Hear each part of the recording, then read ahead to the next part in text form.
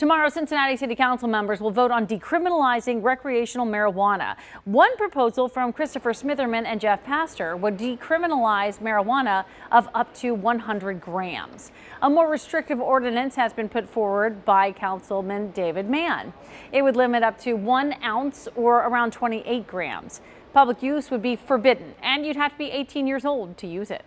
Norwood residents have been living under a similar ordinance for months now. 9 on your side's Palacero explains how police say it's gone so far.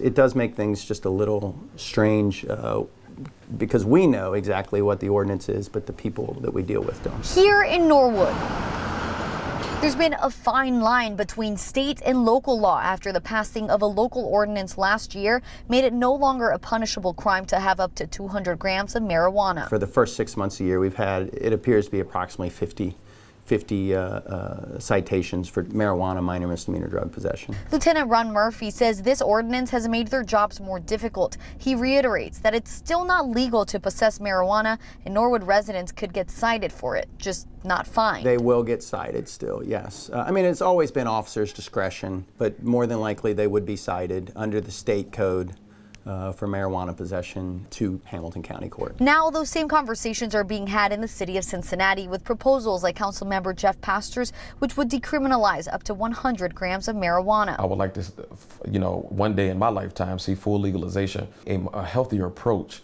to drug addiction and drug abuse. Or Councilmember David Mann's proposal to decriminalize up to 1 ounce. This is going to conflict with state law.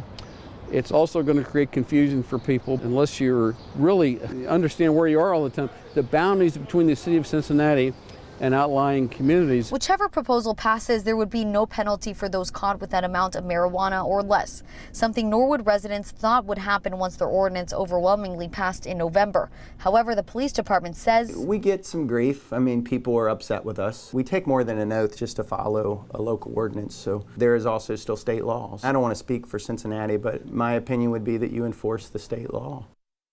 Well, that was Palacero reporting. The vote is expected tomorrow morning. We will be there, and we'll bring you updates on air and online on WCPO.com.